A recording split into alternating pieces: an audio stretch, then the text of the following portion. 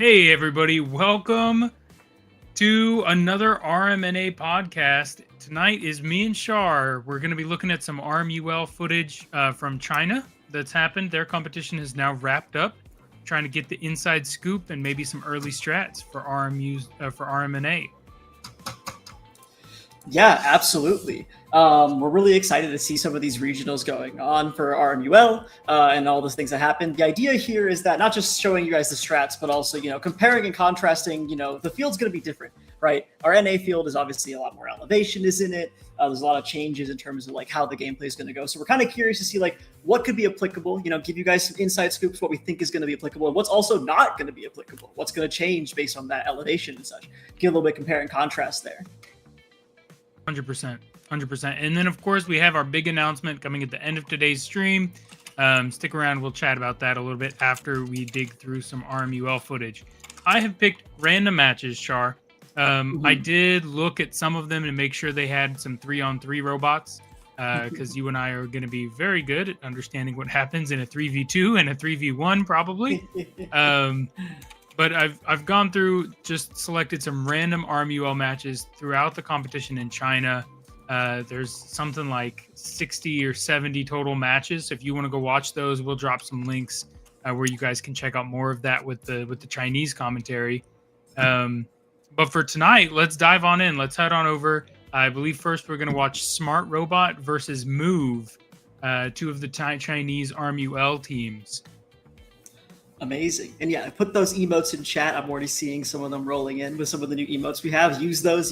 Hit your Twitch subs as well. And let's get into this match. Yep,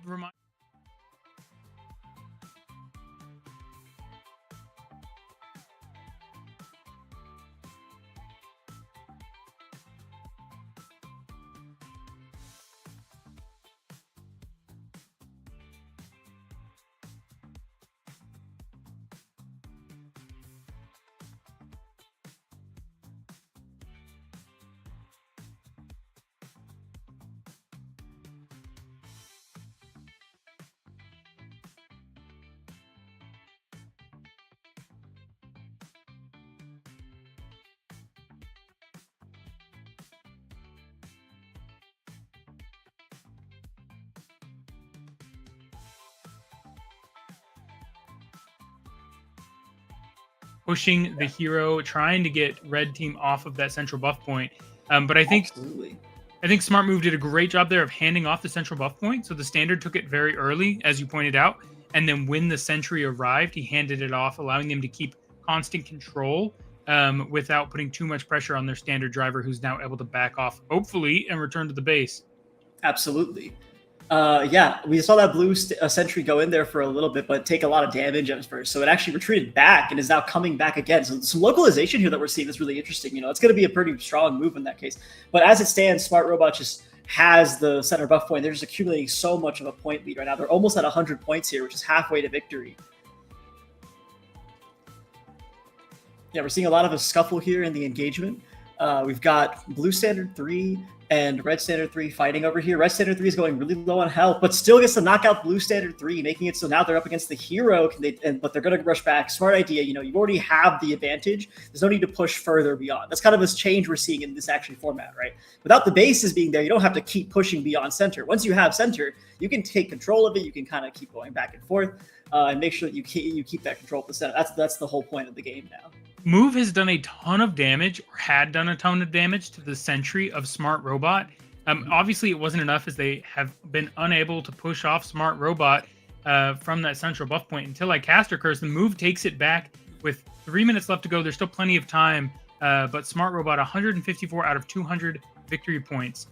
As long as Move doesn't give up that central point, they will continue to gain points. It's first come, first serve.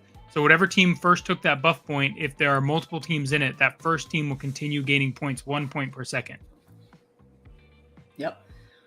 And here, Smart Robot now has almost full health on everything except for the sentry. It seems like a pretty clean sweep now. It's really hard to come back, I feel like, in this kind of situation where, you don't have the level advantage on your hero. Your standards are not really at peak health yet, and they're already 5 points away from victory. It just needs to stand there for a little bit longer.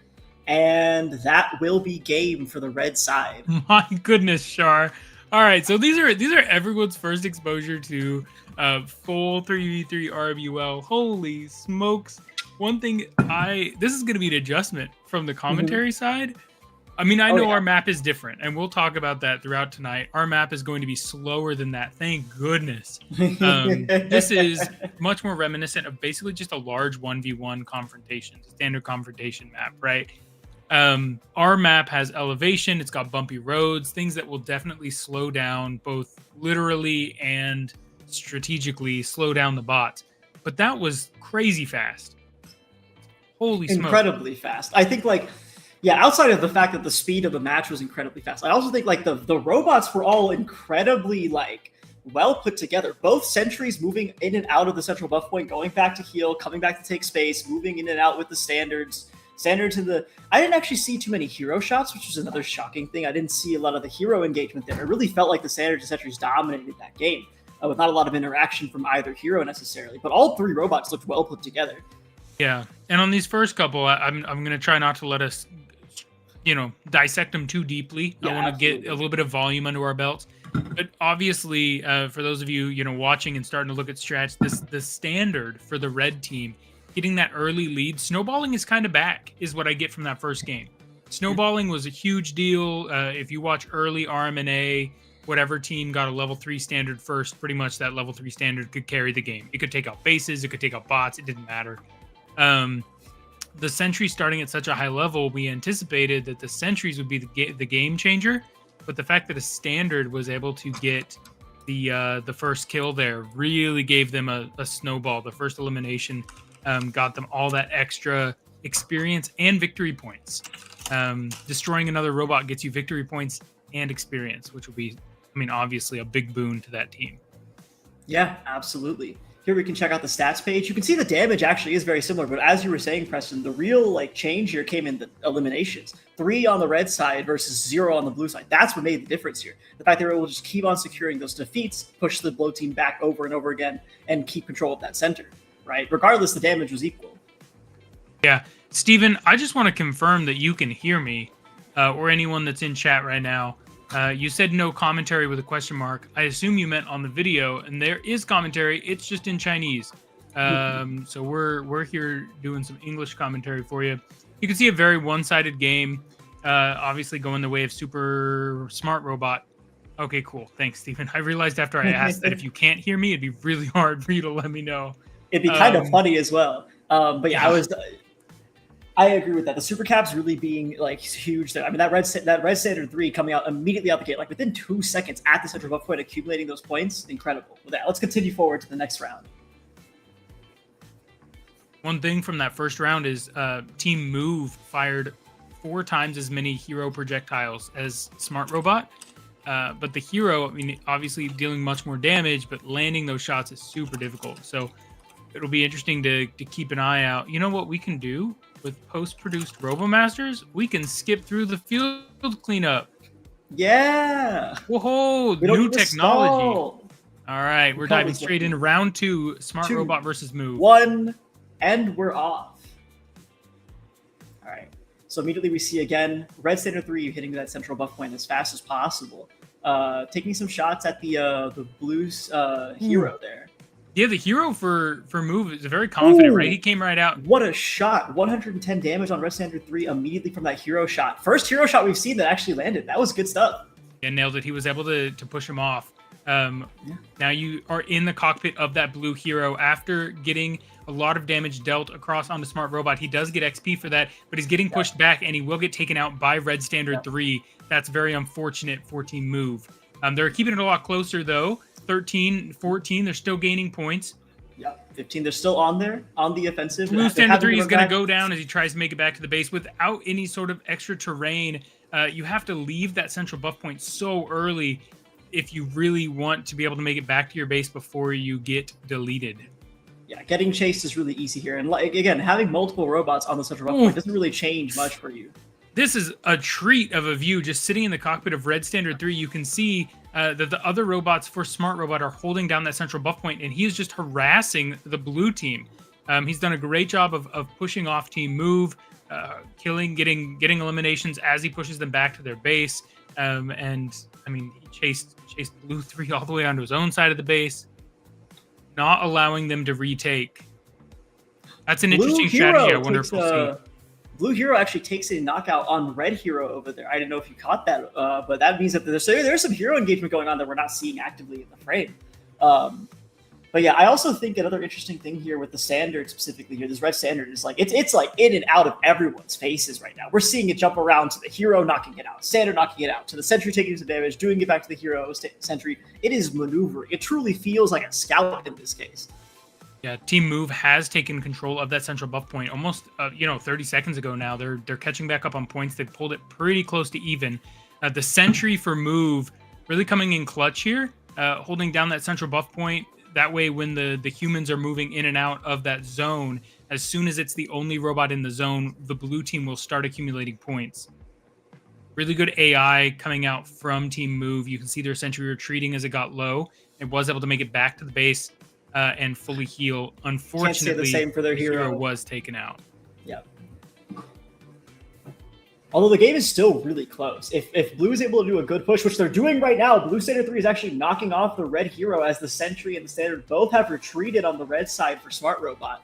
Blue is actually taking advantage of this situation and is catching back up in the points. Could pass here in the next couple seconds. Yeah, they've passed. Move is ahead in points, 151 to 129 at the moment.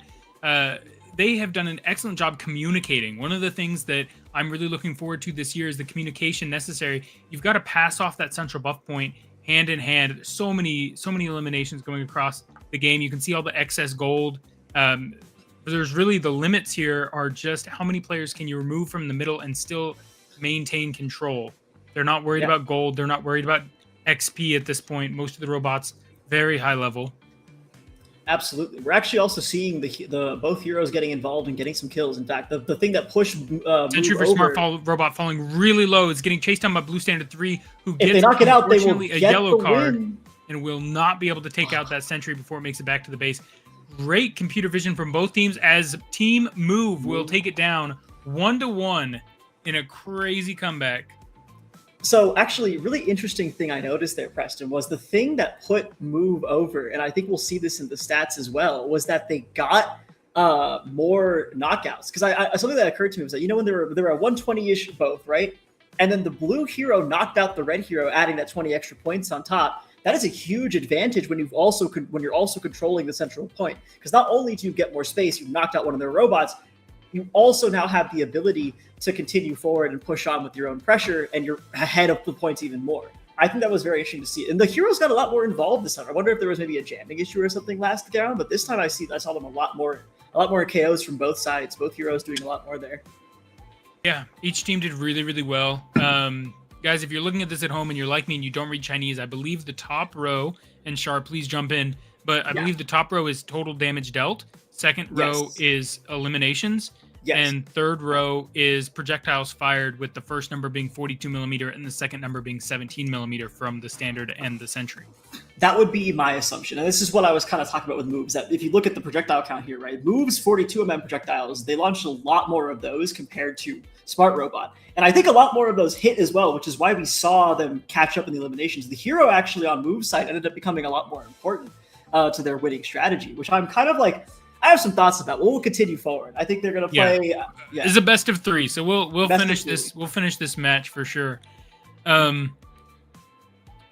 think Move, really the key there was the excellent job they did allowing their teammates to go back to the base, and allowing the computer to go back to the base. It really is a game of hot potato. One of you has to hold on to that central buff zone, but you can't all. If you all camp in it and you try and just defend it. Eventually you'll all get poked down together, and then as soon as you're all eliminated, you'll lose control. No, very well said, Preston. I agree. Anyways, we're off again. This is the last round of this match. Whoever secures this win takes it over and wins the whole match. Again, same strategy from Smart Robot. Red Standard 3 gets in, starts hitting up that blue hero. Blue Standard and rest are now getting engagements. Blue Standard trying to take some damage onto the sentry there. Yeah, both heroes taking quite a bit of damage, and the standard for Team Move taken out. The sentry for Team Move had not left base when we had that full court, and I don't believe it still has. It's going to be really, really tough to compete without that sentry. Yeah, red hero also taking out blue hero here. Smart Robot has a dominant lead out the gate, 40 points, plus they've got secure of the center after those two knockouts. You can see Smart Robot sentry stood up at the bottom, middle of the map, has a view of the blue respawn point. So every time blue comes back, it's going to cause big problems. But Move is now in the central butt point with their sentry. I don't know why it stayed in base so long, but it's out and about. That's a really great thing for Team Move, but they need to get red out of the box. This hero needs to take out that standard, or the sentry needs to help. Smart Robot will continue to gain points until they are bumped out, and it looks like they were successful. Team Move now gaining points. But only from the hero sentry, comes right back by on. an inch. Off by an inch. That red standard also took out the blue standard again, which is really rough. You know, you've dropped 60 points in eliminations already to the other team. That's a huge deficit to make up if you don't get eliminations Big back. hit coming across from the blue hero there onto the red hero, aids the standard in taking him down. Another 20 points going to go over to Team Move and a lot of experience. We're seeing more yellow cards, and that's something that I want to dig into. Just make a note of it. That's going to be such an interesting change to the strats. There it is right there. You see this moment where the red team, because their sentry is unable to stay in the middle, they had to retreat and heal and get new projectiles, and it left the center completely available, whereas Team Move sent their 2 human bots back. Their sentry stayed in the middle, and they've retained possession of the central victory point. It's the capture point. I need to stop saying buff point. It's got the plus on there. It's the capture point. Yeah. Capture point. Capture point. 128 to 108. Really, really close match. Best of 3. Both teams doing an excellent job. See some fancy driving, but the hero will go down. All of the robots for Team Move now level 10. It's going to be tough for Smart Robot to come back. Yeah, which is really interesting given the beginning of this match. I have some other thoughts on that as well that I've written down here. But yeah, blue heroes in the center. The sentry is going to be supporting it as well, while the standard gets healed back up and grabs a bunch more projectiles, as we're seeing. You can see the projectile count. Actually, the sentry for Smart Robot has fired more than Move. So I mean, watching the map and looking at the position, as both teams get involved again, the hero for Smart Robot hanging on by a thread. Can he really stay in the center with 5 health? No, he's taken out. No, he cannot. Another 20 points going over, and that will be the 20 points that Move needs. Oh man, there was a lot to unpack in there. There's a lot to unpack in general. All right, Char, it's me and you, so we're gonna slow down a little bit. We've looked at this first match, these 3 rounds. Let's talk a little bit about it. I'd rather get deep in a couple of these than get through a ton of matches tonight. I would agree. And I have a lot of thoughts, especially on this particular match so far. All right, let's go point for point. What you got? First thing that's occurred that struck me immediately after watching that second and third game. I've realized there is a comeback mechanic, Preston. There is a comeback mechanic built into this. It's your hero. That was something I didn't quite expect here. What I've noticed is that, like, one thing that I think is very interesting, right, is that whenever you would take control of the center, right, you're not able to heal, you're not able to grab more resources necessarily. And with well-timed hero shots, this happened from both teams. Well-timed hero shots, you knock out 2 robots, both teleoperated robots. You're able to push the sentry out of the center, essentially, and you have to force the retreat, and you've got 40 points on top of whatever else you can make up. Like, the very beginning of this game, right, we're seeing right here, 116 to 4 points, right, from Smart Robot to Move. The way they make this up, if we play this section, the hero comes in. He's on his way in that corner right there. We can watch. He comes in, he gets a couple of well-timed shots, they're able to knock down both, despite the level disadvantage, and then continue forward with I believe right here. Yep, there it is. There it is. 1. That's the shot. There's 2. There's 2. There's 3. Yeah, the hero just lands some really influential spots. He hits 2, and then the standard's able to finish it off. Yeah, exactly. That's your comeback mechanic. That's your burst fire. And I'm kind of eating my words a little bit from earlier, Preston. I remember I said earlier on in the season, I was like, I feel like the hero's kind of worthless in this situation. But given what I just saw, a really good hero might actually be very impactful in a match. Yeah, no, I agree. And to be clear, right, it was obvious from round 1 that Move is a team that is very hero-centric. In all 3 rounds, they were firing in excess of 25 or 30, 42 millimeter projectiles. So it's definitely going to be things I expect from teams like Virginia Tech, who have really good heroes and are comfortable putting some pressure on that robot, on that driver, on those strategies. A couple of things that I want to highlight, or at least the next thing I want to highlight, this moment. So right after that comeback, right? The comeback has started, and we know that because we've seen the rest of the game. But frankly, if you just stop right at the end of that engagement, right? Obviously, Team Move wins that trade. They get an elimination. They get points from that. They get gold from that. They get map, zone, and kind of the tempo is theirs. Yeah. But the sentry positioning here, I think, is purposeful.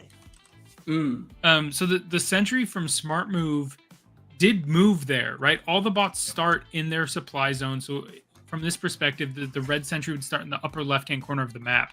And it does move down to this bottom lane. And it is an effective position. The sentry fires more than 300 projectiles for Smart Robot. Unfortunately, I mean, like if we scroll back to where basically that same moment of time, we'll just let it play. It'll get there. But you can watch the sentry for Smart Robot just take pot shots, just plinking, just annoying the other bots. Yeah, but that's not doing anything. Yeah, the healing rate in this particular iteration of the game is so high, and they're not so far away from the reload zone that it doesn't quite do much. I agree. It doesn't really affect the overall outcome. Like, they're still going to get to the healing zone. They're still going to heal, and then they're just going to go from top instead of bottom, right? They're just going to avoid the sentry entirely. And now it feels like it's a little bit more worthless. And maybe, right? So perhaps if it's a slightly more aggressively coded sentry, perhaps this strategy looks much more effective, right? Like there's right here, this moment, this sentry should be dumping. It's got 690 projectiles. It's a level 10 robot. The other team is 2 level 2s, a level 2 hero and a level 2 standard. You put a top arm and a sentry in that position, those robots are toast. No, right? absolutely. Like, they're not surviving in the middle. I think it's absolutely criminal that Move their sentry ironically doesn't move, right? Like we scroll forward, it just stays on the central control point. It's not even fully on the point is the thing that's really like confusing. Yeah, it drifted. It does leave, and I think Move did a good job of using their humans to kind of understand and react to that. But what I'm saying is the red sentry from Smart Robot had as much time as it could ever want to take out the other sentry, and for whatever reason, it just didn't. It fired half of its projectiles and never did enough damage to force the other sentry off of that central control point. So a little bit of sentry performance was my point. I think the sentry performance, I think the strategy could have worked if the performance or the code was even just different, right? I remember early days RMNA, some of us on the teams, A&M in particular, the team that I was on, we had a year where our sentry on the rail started doing really good, and we actually had to start reining it in because it would mag dump on the enemy team from across the court. The computer vision and the tracking was so good, and it would hit some of them, but just like we're seeing in this smaller map for ArmUL China, if they're in their base, you're just wasting projectiles. Yeah, absolutely. One last thing that I saw, and I'm gonna quickly point out, and I hope we'll see this more actually. Something that's kind of getting to me right now is like, so take your lineup, right? You got all 3 robots here. They're all like moving in and out. They're kind of like cycling, right? You get your hero in, move your standard back, cycle them out as time goes on, right? To keep control of that central buff point. 200 points isn't a lot of points. They got to it so fast in both situations. You're hitting 100 in like the first minute sometimes. So if you get 2 eliminations, right, and stay on the point for 1 minute, that is 100 points right there out the gate. Yeah. And I feel like that's something that also is kind of shocking me a little bit. I didn't expect it to be this fast. I think part of it is also the field, which we'll talk about the field differences later, and how that's probably going to slow down. But yeah, that's like the last little point I'll make, and I hope we see this more as well to see if we can if there's slower games. I'm curious what a slow game looks like in this situation. That seems like a very hyper aggressive. Both teams are very hyper aggressive. I'm curious what like a stalling strategy is in this situation. I want to see what people come up with. Yeah, I don't know. Chat, let us know what you think. I don't think we're gonna get any slow games from ArmUL China. I think we'll see some slow games with the map. I'm super grateful and shout out to the RMNA team. the ops and the staff that not only host the event, guys, they are also the reason that we have the cool map with the cool terrain. I think it's a big boon. I really like this new game style. I think it's going to be dope. But I think the map changes were very necessary. Let's dive on into Alice versus Blue Space. Alice in the red, Blue Space in the blue. Thank goodness. If it was Blue Space in the red, this would be boggling my brain. Whoa. Okay, Alice with some sick looking robots. Interesting robots. I like the green. Very cute. Uh-oh. You wanted a slower one, so here we are. Here we go. We got a slower one. Okay, Blue Center 3 is the first one out. 10 seconds already passed. Gaining points now. The Blue Sentry coming to that corner is very interesting as well. It's not taking charge of the point, but it's like watching the angle. Okay, Red Center 3 is struggling to move, it looks like. Maybe like one. Yeah, we might not watch we might not watch both of these rounds. Look at that. Look at the gimbal on that. There we go. Red Standard 3 taking some pot shots, long range shots. A couple of them are landing. Okay, Red Standard 3. Oh, this is not a fun thing to watch. That gimbal looks like it's gonna rip itself off at any point. Literally about to decapitate itself. The Red Sentry just kind of standing there as well. I was taking damage. Starting to take some damage from the Blue Standard. That Blue Standard looks quite functional. I think if it plays a bit more, but I guess it doesn't really need to play more aggressively. They can hold that central control point. Absolutely. Without too much effort here as he gets a clear look at the broadside of Red Standard 3. I anticipated it will go down, and it does. The kill going over does take it Blue down. Space 3. Another interesting thing here is that Blue Space is not fielding a hero at all, which is something I thought that other teams would do a lot more in general, honestly. So maybe we'll see that as we go through. Maybe they don't have one, it's fair. But I did also think it might be a disadvantage for some. The Blue Sentry knocking out Red Standard 3 from over there. Okay, awesome. Good stuff. Didn't even catch that necessarily, but that's what the kill cam said. Yeah, and you had noted that Red 3 was having trouble moving. That's going to be very difficult for Team Alice. Oh, absolutely. They're going to struggle to get back to base. Red Hero 1, though, finally getting out of the base over there. Might actually make some moves now. Like I said, the hero is the comeback mechanic in my mind. So if it's able to make it through.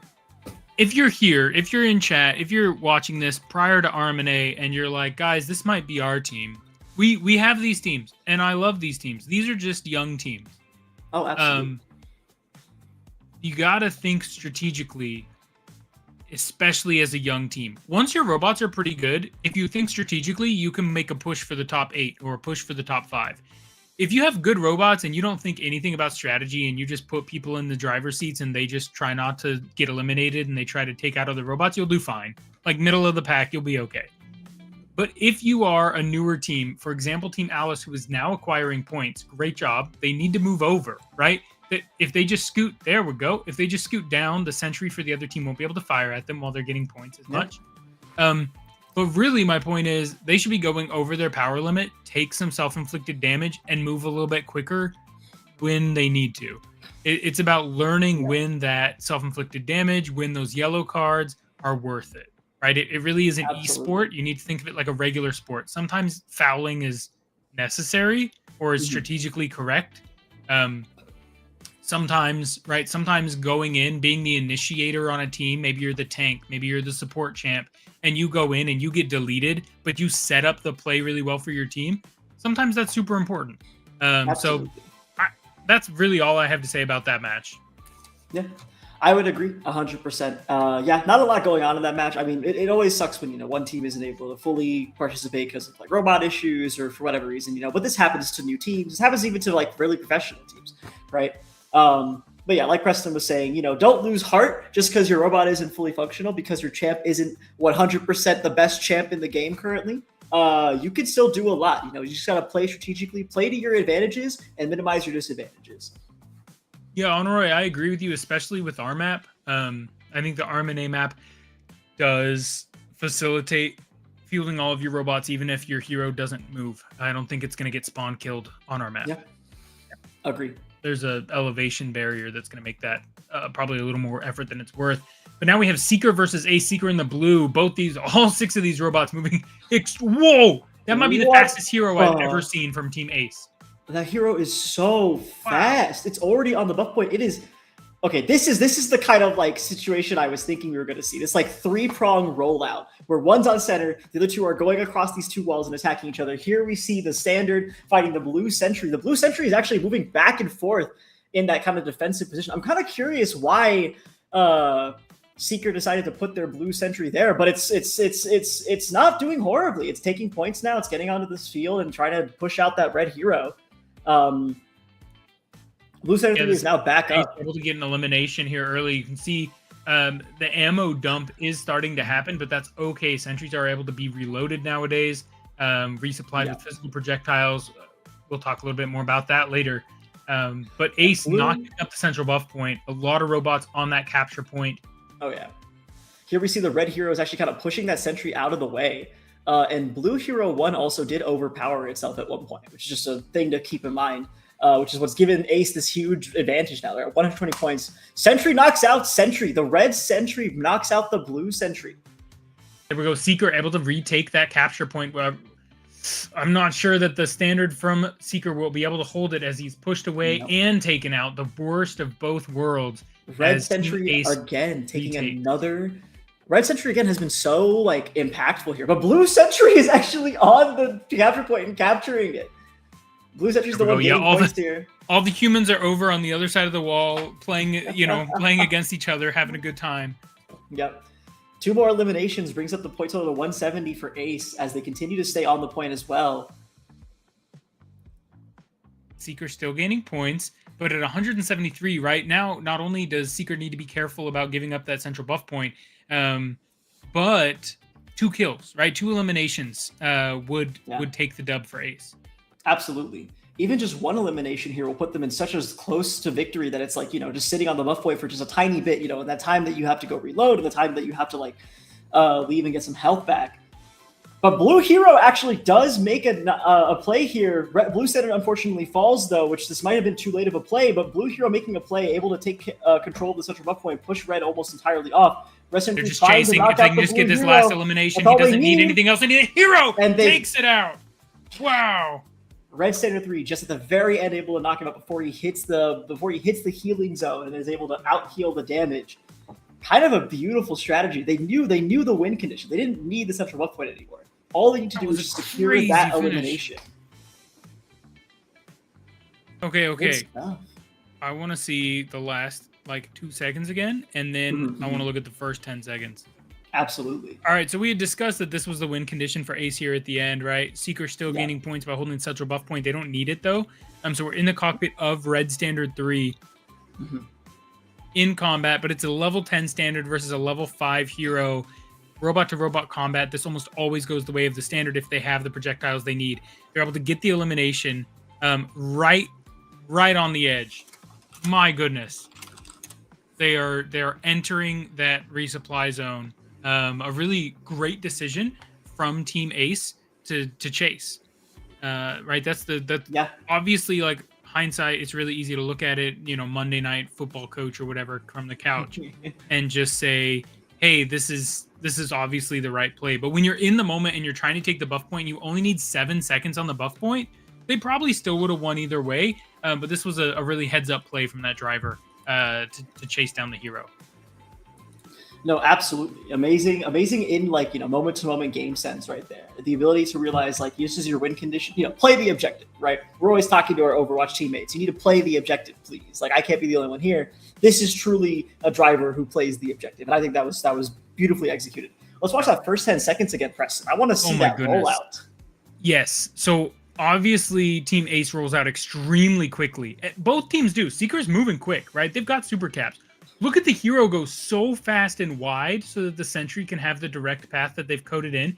And they've moved so quickly that now they are not fighting over the center control point. They're fighting over this blue team barrier. They have moved enough and gained enough field prio that they are now, you'll see the next 10, 20 seconds are just contesting the edges. They're just protecting the peak. That way they can take the central buff.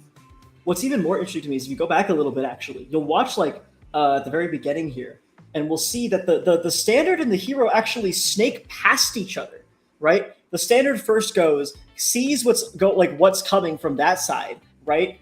And then like almost like in the minute they decide, let's swap because the better fight for me is to take out the sentry here for the standard, right? And the hero's like, I can take a little bit more damage from the other side as well. I just think it's very interesting that they like immediately do that little like snaking pattern because that's not the most optimal way to move necessarily if you want them to be in that final position. But I think it was like, I feel like there was some sort of scouting going on there. That's what it feels like to me, right? Yeah, I think they did want vision on both sides for sure. Yeah. And then the other thing that I'll want to point out, I think Red Standard 3 is an excellent driver. So one of the other clues of that for me, the strategies that I see him employing really quickly is in these first 10 seconds, unless the video just is broken. There we go. In these first few seconds, you see, as you've noted, the standard, right? He peeks the corner, says there's humans on this side, let's swap. They swap. And then right here, the sentry for Team Seeker is firing at a different robot. Mm-hmm. The red standard is not taking any damage. He's not under any threat. And then the sentry for Team Seeker switches because the sentry for Ace goes behind a wall. Yeah. Now the driver for Red 3 is taking damage, right? As soon as he starts taking damage, he goes on to the other side. Because now, what's the sentry for Seeker doing? Nothing. He can't see any of the robots. And that, to me, is such a heads-up play for the red team. It's level 1. You don't want to fight the sentry.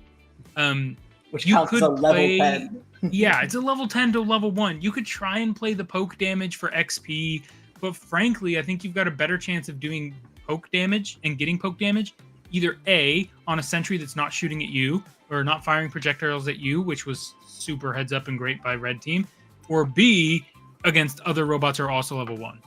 Yeah, absolutely. As well as like, you know, with a standard driver like this, if you're gonna play the poke game, right? You also have to keep in mind the sentry health is significantly more than any other robot on the field. Like the hero at level 1, standard at level 1 are less health than the sentry total, right? So you might as well be like, I need to shoot less projectiles. You know, econ is still kind of important at the very beginning of the game. You don't have all that gold reserve built up. You have to wait for the rest of the game to go on. You got to use your shots carefully. And then the last thing that I want to point out from this round, one of the things that I have praised NUS for as a team in years past is their willingness not to spin recklessly. A lot of teams work really, really hard. I know we worked really, really hard. I was there on a team as the mechanical lead when we finally got spin to win to work. And you have put so much time and effort into the electronics, the code, the mechanics to make spin to win work that once it spins, you just make it spin as fast as it can, right? Because you want to showcase your and I mean, watch this. The only critique I want to give this right here is shaky cam to the max. And I just it's when his chassis is on rotation mode. I bet his accuracy would go way up. So when we watched NUS in 2023 and 2024, like for example, their sentry doesn't rotate, or it didn't rotate last year unless it took damage. Very sensible things like that, which really helped them last year make a push based solely on their ability to dump huge amounts of 17mm projectiles and accurately. Yeah. I also want to keep in mind the standard, actually. The NUS standard was able, like the weird like rectangular design. We usually see these very circular designs with standards. The NUS is like rectangular design. They would be able to hide behind a wall instead and peek you for a little bit, right? Instead of having to constantly be rotating. I mean, they had more speed. They had the advantage to be able to see you like that. I think like, yeah, you keep the directionality, right? And the ability to move faster as well. So it's good to not always be spinning. You don't always need to spin to win. You've heard it here first, folks. All right, so this was an earlier match, so it's best of 2. I think round 2 could still go either way. What a beautiful group match. Yeah, a really impressive group match from both teams. I think Seeker has a chance. I think Ace outplayed them, but didn't out-engineer them yet. I'm not convinced that this is an insurmountable issue. I can agree. But I'm curious to see what happens. I do think that Seeker could. I am Ace favored personally, but I do think Seeker could take this with the right adjustments. All right, let's see what happens next. Okay, same rollout. Seeker is taking a long time to move comparably. This time they stay. Oh, interesting. They split their humans this time. Yeah, and also Ace's sentry did not move this time. Neither did Seeker. Yeah. Gentleman's No agreement. Gentleman's agreement, no There we go. sentries. Seeker's working his way out of base, though. The sentry is pushing forward. Oh, or was just firing projectiles from the base. Doing a good job, though. That's a lot of cover fire you see coming at Red Standard 3 from the sentry of Team Seeker. However, Blue Standard 3 does fall to Red Standard 3 there. Red Standard 3 is going back to get some health and more projectiles. Blue Hero and Red Hero in the center are trying to engage each other. Let's see if anyone lines any shots here. Red shots being landed onto that Blue Hero. He's getting chipped down by Red Standard 3 as Red Standard 3 finishes him off. Another 20 points. And they're able to keep that central buff point held, the control point held. Red Standard 3 taking out both Blue Hero and Blue Standard. Now taking over the central buff point. Again, the red, neither sentry getting involved this time. Strange things happening. Maybe it was a gentleman's agreement. Who knows? I don't know, but if it was, it's not a good agreement for Seeker. Absolutely toasted as Red Standard 3 dives back in once again. Already level 10. This standard is a menace versus a level 3 and a level 1 on the other side. The hero was bouncing a little bit on his suspensions. Red Standard 3 wall. The hero was doing a little dance on the capture point with the suspension. Oh my word! Red Standard 3 absolutely melts that Blue Standard. I mean, that's the level advantage, right? Look at it's a level 10 standard versus a level 3. It looks like you're just not gonna be able to compete. Also, very wise not to try and chase them into the fountain, right? I mean, once they're in their respawn point and you're not having any XP to gain, level 10 is max. Doing more damage doesn't get you anything. You're not going to get the elimination for the points. Yep. Look at that. That was a good handoff. The hero was out of projectiles for Team Ace, so they've switched out who's holding that central buff point. 20 seconds left to go. That's the cycling strategy I was talking about earlier. We're seeing with the really top teams here. And with that elimination by Red Standard 3 on Blue Hero, that is 20 more points. And we have a red victory, both games. That was a lot more dominant that second time when neither sentry was involved, which really tells you kind of how important and impactful the sentries can be, right? The blue sentry last time and the red sentry were really distracting each other, were taking each other's hits and projectiles, but the minute that was no longer cover for either standard or hero, didn't really seem to come out on top for blue at all. Yeah, I agree. That second match, or the second round, I liked what Seeker did. I am surprised it went so poorly for them. I liked that they split the barrier this time. I think in the round one, it was a poor decision to put both humans on one side and the sentry on the other. Obviously, unfortunate that neither team's sentry was impactful in the game or left their bases. Yeah. But man, Red Standard 3 really showcasing what I said in that first match, right? The snowball meta is back to an extent. Absolutely. If you let the other team get too large of a level advantage, you're going to have a very difficult time catching back up. Oh, that's the one we just watched. Here we go. Right. Char, I want to try something crazy. Oh? Yeah, I would like us to just split. These are so fast. I want to see how this goes. I want you to commentate around and I'll commentate around. Okay. Normally we go back and forth, and I think that'll work great for RMNA, but for RMUL, I want to see what this goes. You want to go first or second? I'll go first. Why not? I'll do it. All I'll right. give it a try. Sounds good. All right. In 5, 4, 3, 2, 1, and we're off. We have Taurus on the red side and RCIA on the blue side with Blue Hero 1 immediately coming to the center and just running right back around. Blue Standard 3 now instead coming around, I guess, to scout essentially. The entire red team, however, is on the buff point now and is accumulating those points. The red sentry takes out the blue standard immediately. That's already a 20-point advantage for the red team. Everyone is just scrapping in the center. It's kind of hard to tell what's going on. But Blue Hero and Blue Standard's back up alive. Blue Hero trying to take some engagement here, but the blue sentry looks like it's going to go down now to Red Hero, actually. Already with a huge level advantage on the red team side and a huge points advantage, having knocked out 2 different robots and taking care of the buff point a lot longer. Another robot there added to the count to make another 20 points. We're at 90 points now on the red team. Another robot knocked out by the sentry. This red sentry is going insane. It has taken out 3 robots essentially. Both the sentry, the hero, and the standard for RCIA have lost to the Taurus sentry. That sentry is absolutely insane. The auto vision is truly carrying it all the way. Already at 150 points on the red side in less than 1 minute and 5 seconds. What a crazy game to start out with. Here we have the red standard now taking pot shots, making sure that that hero doesn't actually get back involved in the fight, and the game is already over! And the game is already over! Pack up your controllers! You never had a chance! What even happened at this point? That red sentry was absolutely dominant. Maybe it is the time for AI, Preston. Maybe ChatGPT is taking my job. I can't commentate anymore. How am I supposed to do? This is like harrowing information. Skynet is real. Crazy. All right. I loved what RCIA did. Right here. This move right here. Amazing. Guys, scout. No, I don't think it's a scout. I don't think it's a scout. You don't think it's a scout? What do you think? No, hear me out. Hear me out. The reason the match we watched 2 matches ago, when both teams were really fast, but one team was slightly faster, that's menu operation, right? That's the users clicking through and buying and purchasing projectiles, virtual projectiles. Yep. The hero for RCIA purchases 0 to maximize their menu efficiency. And then they get to the central buff point. First, the capture point. I'm going to fix it. I'm going to fix it today in this stream. He gets to the It's been 5 years of calling it a central buff point. He gets to the capture point first. It is first come, first serve by a team basis. Now the blue team is in possession. And then check this out. So he zooms. He's going to get there faster than everyone no matter what. And then he just passes on by.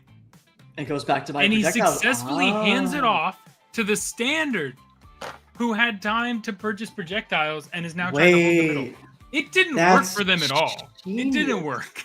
I see the vision though. I get what you're saying. That could be very smart. I mean, it's really cramped anyways in that resupply zone, right? Like getting a little bit more room for both robots to get out. And also, like, you don't need all 3 robots at the exact same time to hit the center, right? If anything, we've seen the most successful teams will have them kind of stagger a tiny bit. So I get that. I like that action. Now that I've seen the play, I understand the play. I'm like, I get it now. I thought it was a super cool play, especially that they got that handoff. I think I need to look at the rules. I don't know if you know offhand, but it appears that the red team actually enters the capture point with a little bit of time in between the 2 bots, but they don't acquire it. And I'm wondering if there's like a possession period. There is a slight possession period. I remember reading this at one point. I don't know the exact time off the top of my hands. Chat, please don't quote me on what the time is. I do know there is a possession period. There needs to be like a tick, essentially. But you'll notice right there. Yeah. Right. Team Taurus obviously has the capture point, but because RCIA already had it with their cool hero strat, their standard gets in time and takes it, and then they lose it because the other strat knocks it out. Yeah, the sentry has dumped like 100 projectiles already, and that sentry is horrifying. It knocked out so many. Like sentry kills alone, if we look at the stat screen, I'm sure is like the most of the knockouts in this particular like match. Like the sentry gets at least like 4 that I counted. Hold on, I want to see something. That's the sentry taking that out. Okay, giving them control and possession. I think red standard 3 got an assist from 1 projectile. He went from 150 to 149 projectiles. The sentry for the red team dumped it, and then the standard went up by 2 levels when that elimination happened. That's Anywho, really funny. That was a crazy round. These are 2. I mean, it's like when you're watching a UFC or something, and it's 2 fighters that come out and they both just decide to plant their feet and punch. These teams just sat in the middle and whacked each other. Yep. And one team just whacked a bit better. Oh, even the hero got 2 kills. Yeah, and once you've started, right?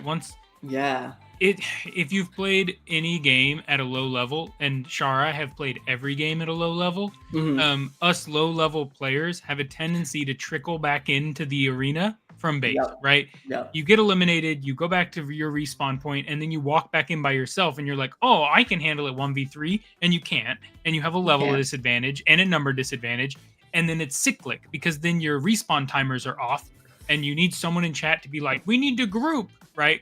Yeah. No one did that for RCIA. I mean, in the time, honestly, I don't blame them necessarily because the time was so fast. This was a less than 1 minute and 30 second match. Yeah. Like, And it was over essentially by the 45, 50-second mark. Like there was no like coming back was so hard. Like you can't just let them sit there, because if you wait to group up again, right, with the respawn timer, etc., 45 seconds, like 7 eliminations. That's 70 points. No, that's 140 that's 140 points. They needed That's why it 1 was like a minute minute of buff time.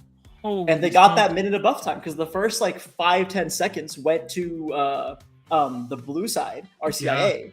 Yeah. The last minute went to Taurus, and they got those 7 eliminations. The whole game was already over. My word. All right, Preston, good luck. That was hard. Yeah, I was about to That say was this is the toughest. incredibly difficult. All right, I'm ready. Also, just things I want to point out from this picture. I think this hero in the image, the still image, I think its pitch is actuated with like a linear actuator. Is that what I'm seeing on the back of its neck?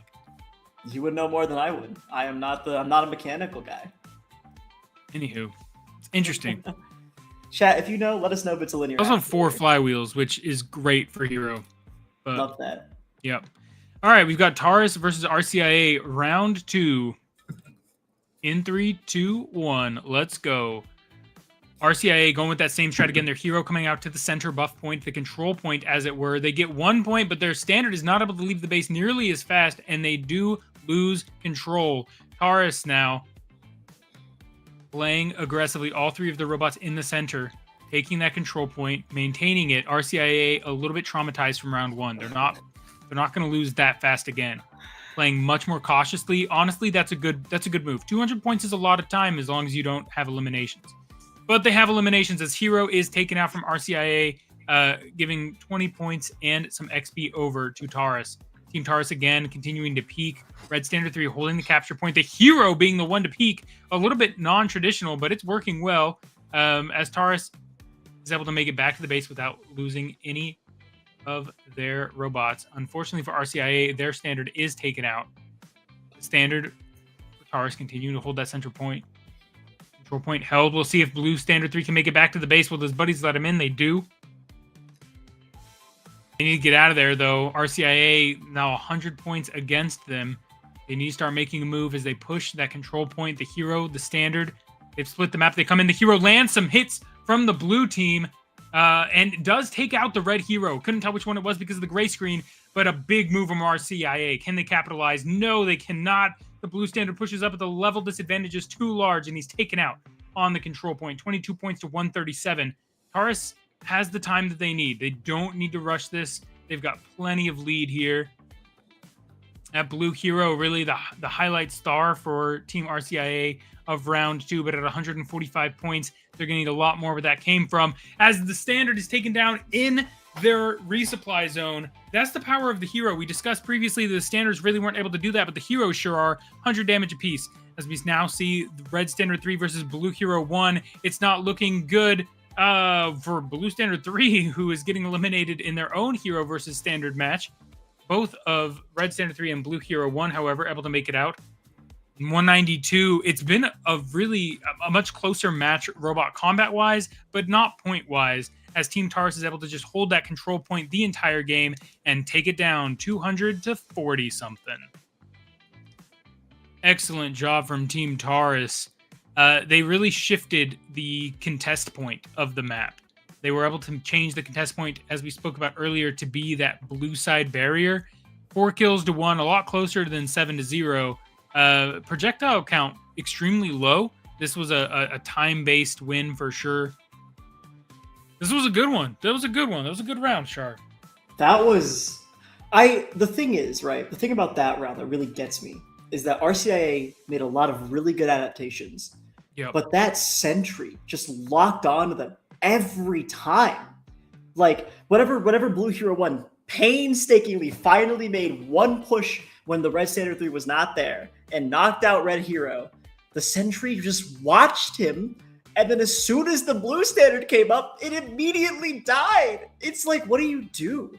I'm in awe of what this sentry does, essentially. This I think the biggest advantage it gives is that at the very beginning of the game, you don't have to spend that many projectiles on your own. We talked about it, right? The Red Standard 3 was able to shoot one projectile, get the assist, get a level increase, and the sentry was just shooting all the rest of them. It doesn't have to buy bullets. It doesn't have to do any of that. I think that's so like interesting. And I think it's like this is the first time we've really seen the power of that, right? Using it as like your main robot at the beginning really just gives you a huge advantage. It's hard to come back from. Honorary in chat, the four-wheel flywheel from the loading screen is just a 60-20 on the pitch, so it's a normal motor. I'm doing the pitch like a lot of us do, but cool. Thanks for following up. I wonder what that rod is then. I wonder if it's just to provide some stabilization. I wonder if it's actually like some suspension or a dampening. It could be a viscous damper back there. It could be all sorts of stuff. Pitch on a Hero is one of the more difficult mechanical and software things to get right for controls and for tuning. So, yeah, I agree with you. I think RCIA made the right move. I think Team Taurus is playing so well that RCIA had extremely little room for error. So the things I'm going to point out are extremely nitpicky, but I believe that it is the issue. So obviously they're losing early, right? They're losing early pretty bad. It's not going great for them, but they are doing a good job of playing slower. I think it's the right move.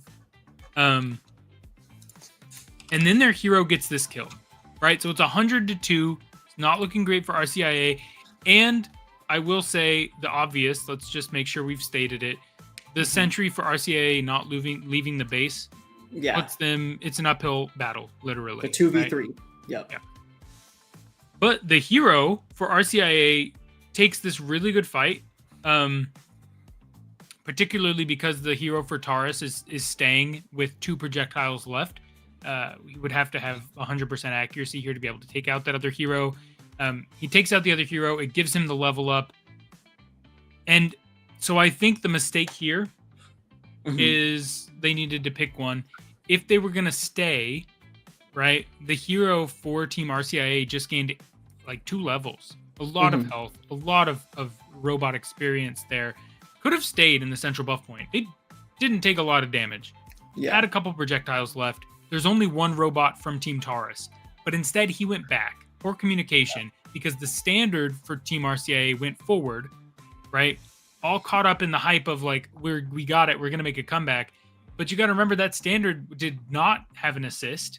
Did not participate in that elimination. It's a level 2 standard versus a level 8 standard. And from there, right, now...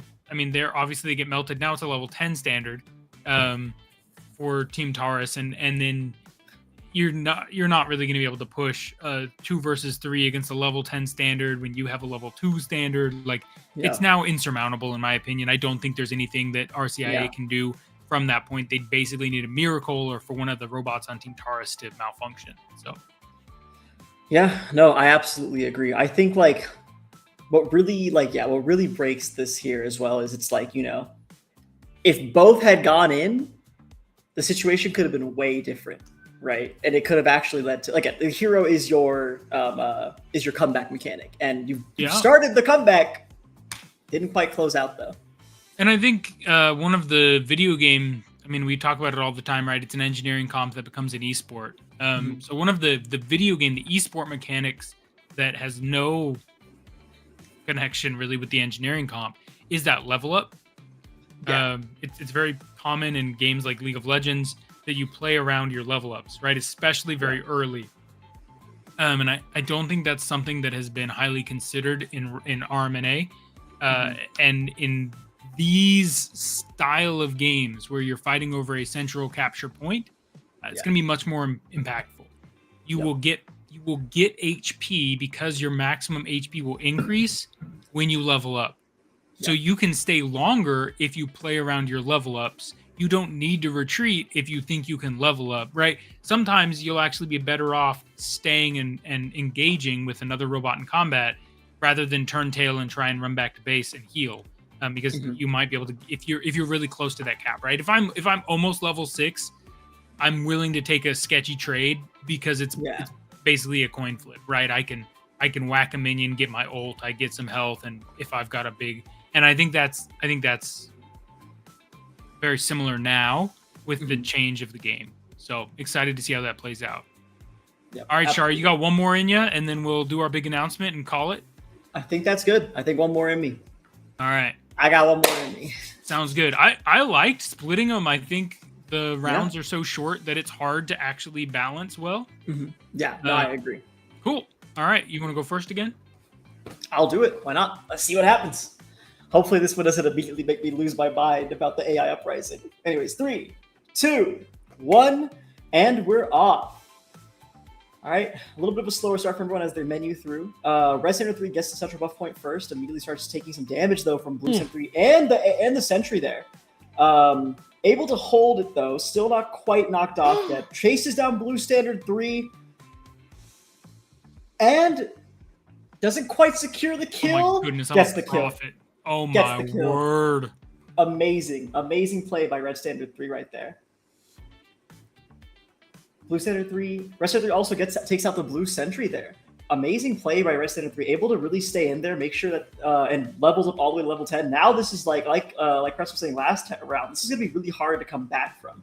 You know, the Red Hero taking out the Blue Standard just for fun as well. Now level 5 as well. You're at a huge level disadvantage at the moment if you are Blue Team.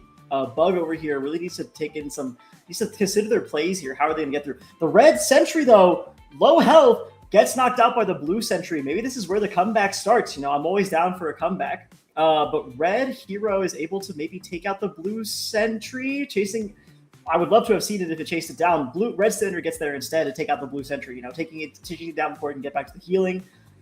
And now we're back on the offensive. The teams are kind of scrambling a little bit here. No one's really playing the objective that well, in my opinion here. But Blue Standard 3 gets knocked out. Red Hero now versus this Blue Sentry. And we're going to see if this can do anything. Red has taken over the control point again, taking some damage, but, you know, able to take out that Sentry. Blue Standard 3 is rushing in. There's a lot of trickle coming in from the blue team. I feel like if they group back up, they could really make a better push here. But the Standards are both equal levels. The Heroes had a little bit of a deficit, but, you know, it doesn't quite matter too much too yet. You're still going to be trying to land those shots.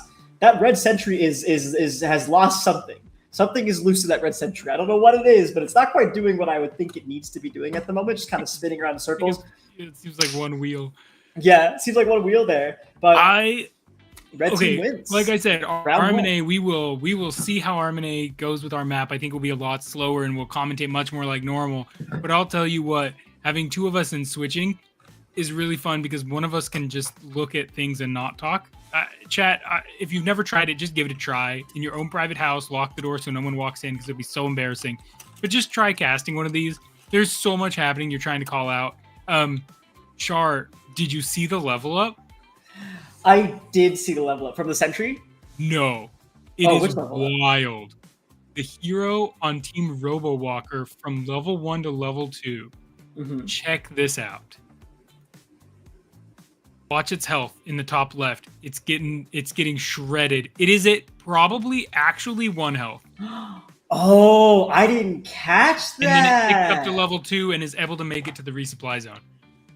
Nice, but that's because the Sentry and the Standard were able to knock out the other team because you get some experience. Like even if you're just like on the team, you get a little bit of experience.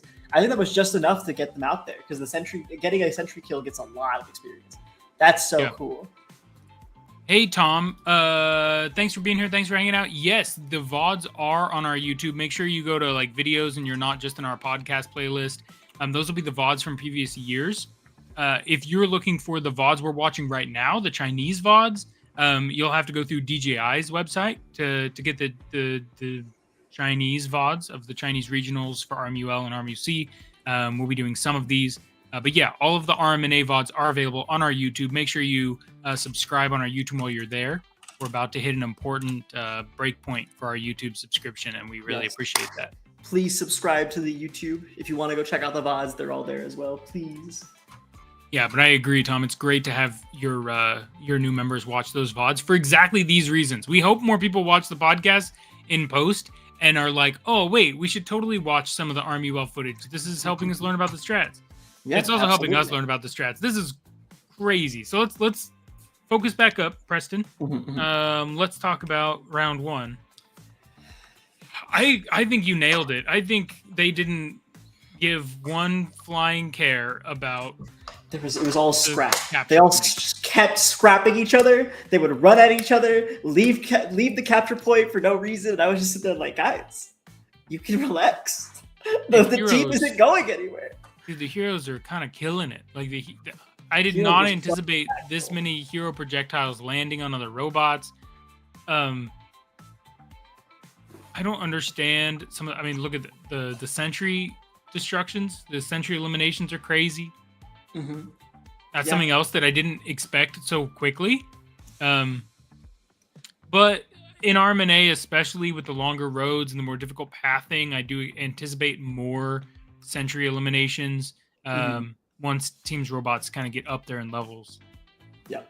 I also think another interesting thing here is that, and this kind of just occurred to me, right? The sentry's health is locked at 400. It never goes higher than that, right? 4 well-placed hero shots decimates a sentry.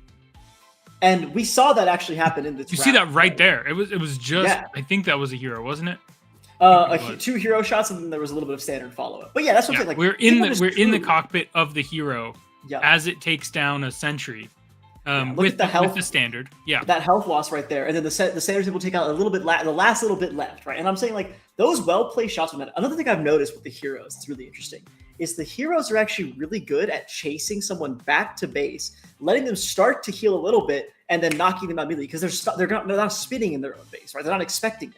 So you hit them with the 42 mm, it does enough damage to out damage the heal because it's 100 flat, right, as opposed to 20 over time. And then you're able to secure a kill in the base that way. So that's another way of like for finishing, right? If you think about like last hitting, right, a minion in like League of Legends or that kind of stuff, like with their one tap, right? Yeah. The hero really seems to be your one tapper and able to like take out those kinds of points. Roll with me here because it's your realm, not mine. Mm-hmm. But it feels a lot like playing the edge in a game of Melee. Oh, like Smash absolutely. Bros, right? Where the hero is much more capable of playing that edge. We watched the standard, and we called out that the standard doesn't have, especially early levels, the DPS necessary, and the other team will always be able to just get back there and they're fine. But that hero is able to just say no, right? Like the other robot thinks that it's on the brink of surviving and of staying in the game, and then the hero just lands that last shot, and you can be healing quite quickly. 100 damage. Is so much on an early level robot. So well called. I think precisely the hero is a very different beast when you're dealing with the supply zone combat.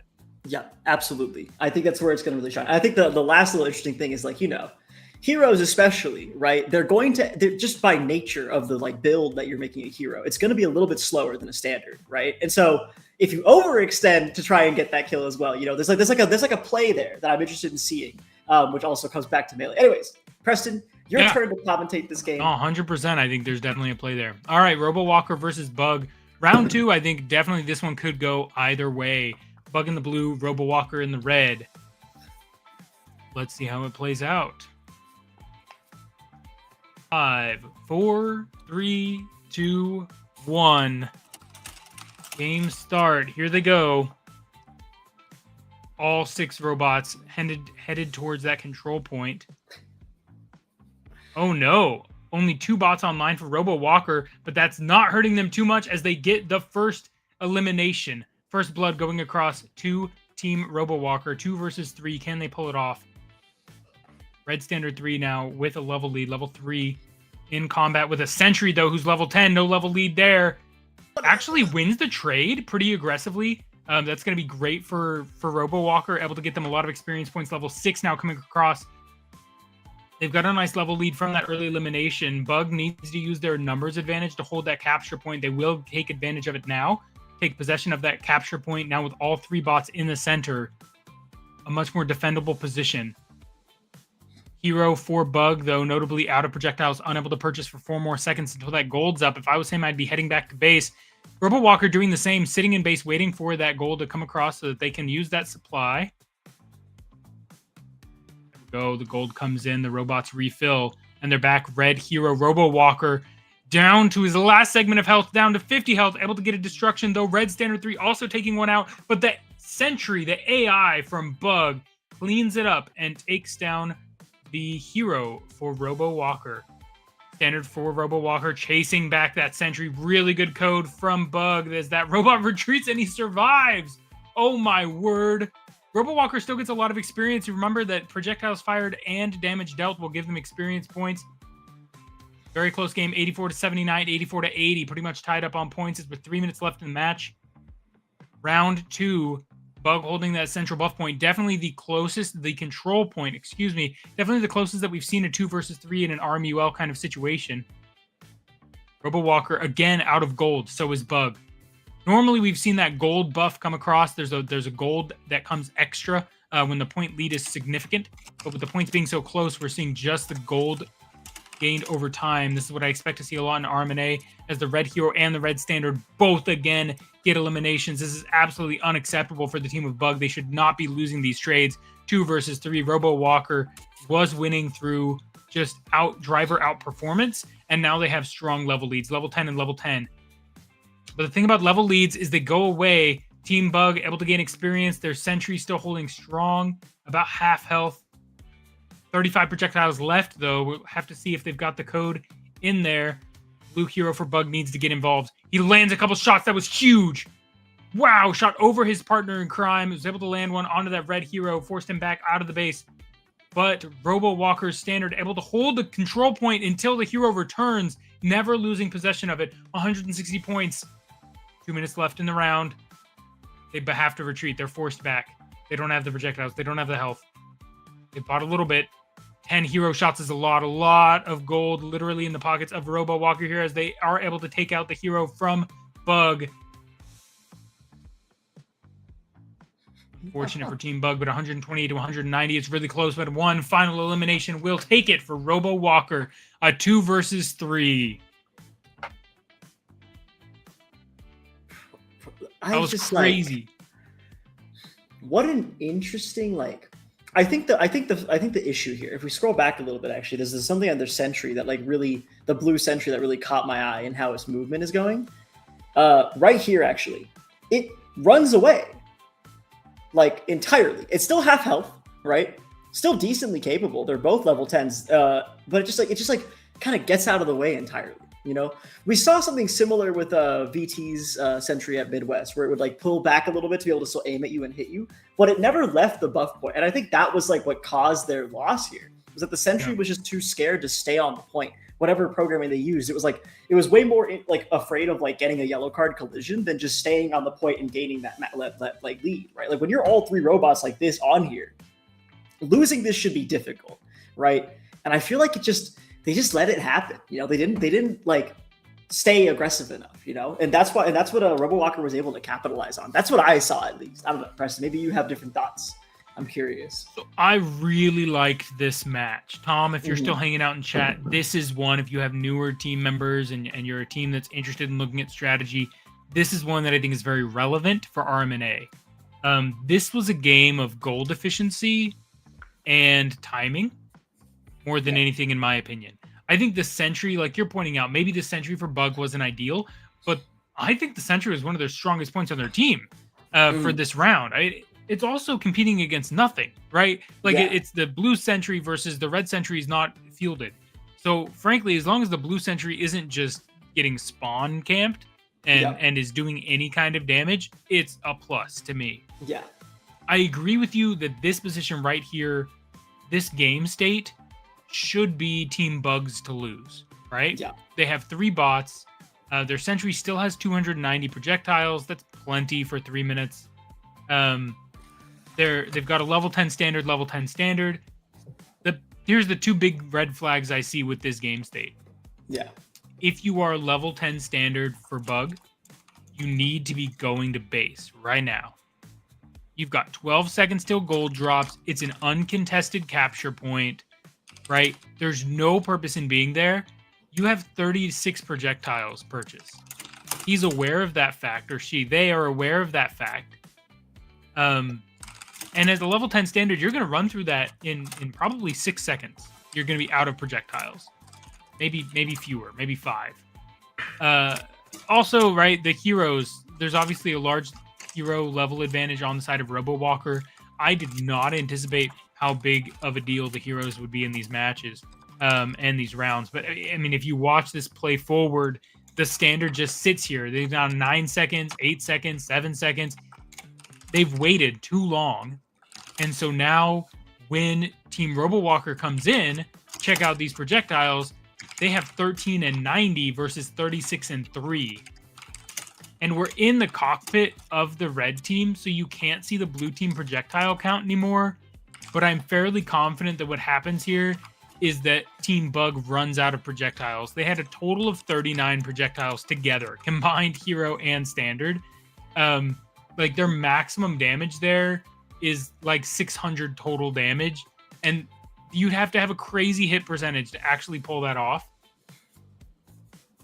And so, yeah, that's what I want to say about this round. Is it really is a gold game? You can now see that Team RoboWalker is out of projectiles, out of gold.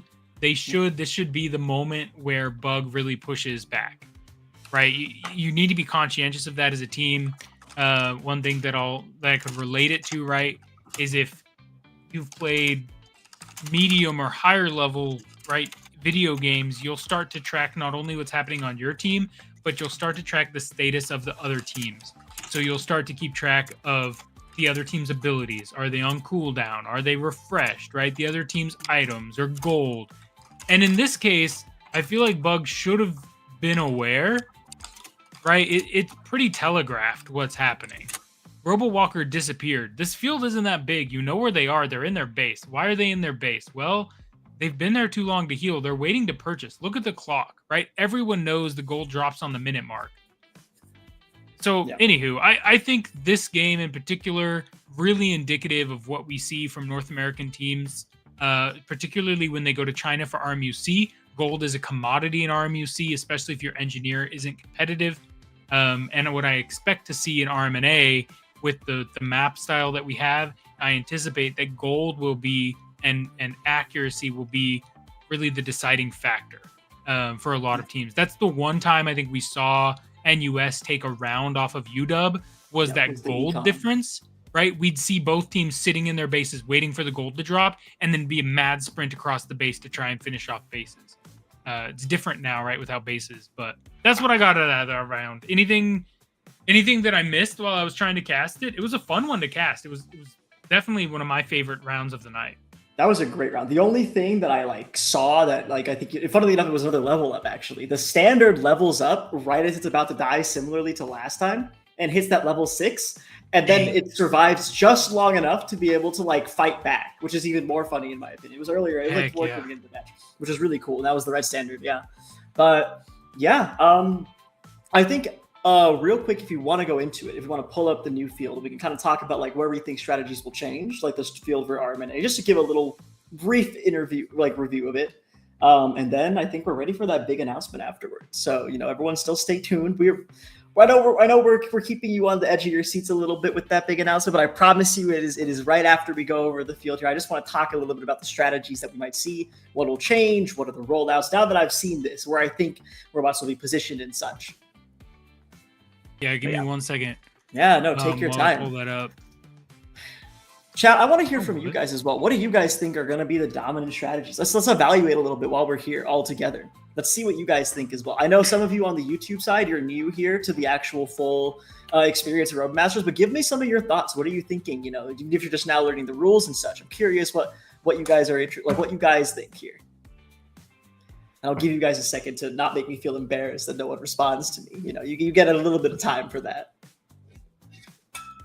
But yeah, what a great set of matches. I think this has really been eye-opening for me. Like I said, I came into RBL this year going, you know what? I don't think the hero is going to be very good. And I feel like I've completely eaten my words today, Preston.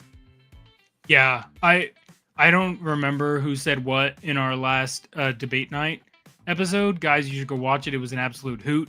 And whoever said that the hero was going to be the tie-breaking, super influential robot, RMUL is making them look like an absolute strategical genius right now. Genuinely so. All right. Well, here's the battlefield. So the first thing that I want to point out, I guess, we saw this in one of the very early matches where we saw that that two-pronged strategy. I believe it was, I forgot what team it was that did this, but it was the one versus RCIA where they pushed a standard and a hero across that wall, right? And we're able to meet in the center and then coalesce, right, to the other side. That's not possible on this map, essentially. It's going to be very difficult, at least, to do. You would need a balancing standard that can jump really fast and up to that ramp and then be able to go down around. and another hero that can basically go across, right, the bumpy road there. So I don't think that's going to be possible. I think the big thing here is that rollouts are going to be a lot slower. Getting to that central buff point is going to be a lot slower, which might give some time for teams to really consider, right? We're talking about that menuing. The hero strat that UCIA employed, where they just push the hero out immediately, start collecting the buff point, and let the standard come out slowly afterwards. It's doable on this. You can go from the right here, go all the way, start the buff point, and then drop back across on that ramp. But I don't see it being nearly as effective necessarily. So that's another thing where I'm like, I feel like the field size and like limitations here kind of take that strategy out of account necessarily. You're not going to get the ability to go as aggressive. Oh, what a beautiful render. Where did this come from? Shout out to not me. Really? Those are my only choices, Paint? That's just 100% or 100% nothing. or 50? That's obnoxious. Shout out, I think it's Zoe from UCSD, I believe. Shout out Zoe. Yeah. One of the people who is currently working very tirelessly to put the competition on for you guys. So thank you, UCSD people. There you go. There we go. But look at this beautiful render. It also helps with the textured field, right? That way you can see the bumpy road. It looks great. It's awesome. Yeah, I agree with you. So I'm trying to look at the map and say, okay, if you have a really dominant blue team versus red team, maybe you could push where that contest is. Obviously, the intention is for the contest to be around the capture point. But there's not a lot of shielding directly in the capture point. So I think we'll see some matches where we do see teams just meet in the middle and duke it out. Just 6 robots smashing into each other. Classic. It'll be fun. The endorphins will be roaring, right? I think we'll see some teams where one robot goes to the middle like a champion, and then the other robots peek the corners and kind of try and poke.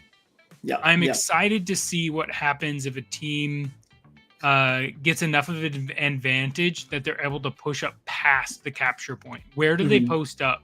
Because if you want to post up on your enemy's wall, you're now in the bumpy road.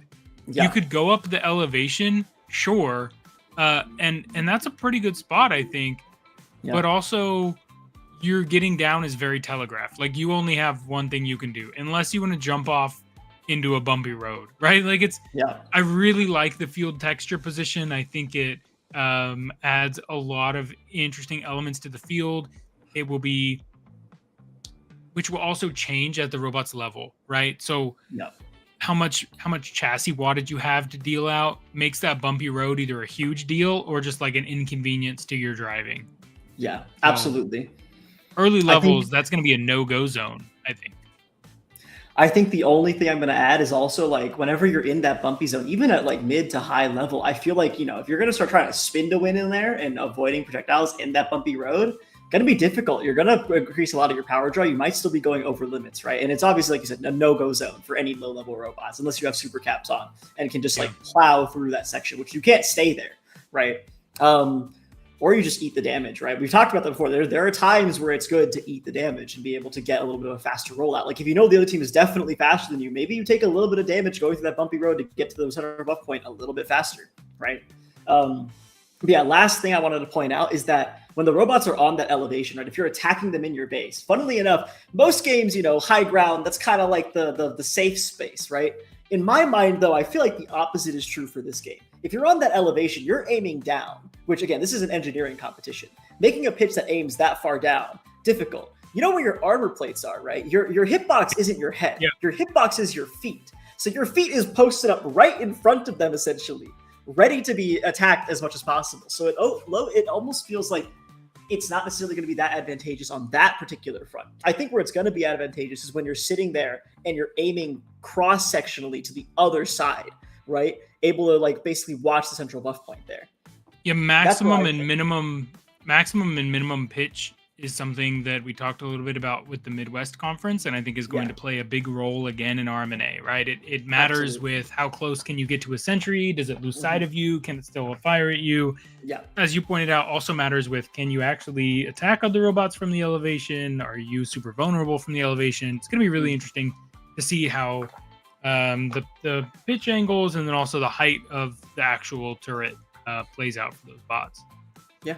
Absolutely. All right, guys. Well, thank you for hanging with us. We're an hour and a half in. For those of you who are still here, thank you so much. Char, let's hit them with it. Christian, if you're still awake, because it's so late where you are, if you'll throw back to our pretty beautiful faces. Thank you. And we will hit them with the news, Char. Yep. So big news, very exciting news. When earlier it was announced that NUS was not going to be attending RMNA, it was a very sad moment. They had gotten to second place 2 years ago. They were looking like their top 4 team. Incredibly excited to have them. I am excited to announce they had taken a practice round and a remade round off of UW for the first time in like 2 years, when UW hadn't lost a single round to anyone ever. Very true. I am incredibly excited to announce that not only will NUS be attending RMNA officially, also a Japanese team, Oidio Samurai, is attending as well. So 2 more international teams coming. One very revered, very respected NUS. Another one incredibly scary, challenging Oidio Samurai. Could come up as an upset. I don't know if you've seen any of their footage before, Preston. I have. They're an incredible team. And so incredibly exciting. Maybe not as exciting for those of you who are hoping to hit a top 8 finish. That might be a little less exciting. But I think everyone's really excited to have them back. We're incredibly excited to have NUS back. We're incredibly excited to have the Japanese team, Oidio Samurai, also in as well. That makes 2 out of the 4 or 5 Japanese teams I know of that are attending RMNA this year, as well as Nagoya. And so, it's always great to see the influence of RMNA growing to make us more of an international competition. And yeah, we'll also be announcing this in Discord right after this, so stay tuned for that. But thank you, everyone, for joining us for that big announcement and for the rest of this stream. Going over RMUL China. It's been a really great time with you guys. And I hope that you all have a very wonderful, pleasant rest of your evenings or mornings or wherever you are. Thanks, guys. Bye. Bye.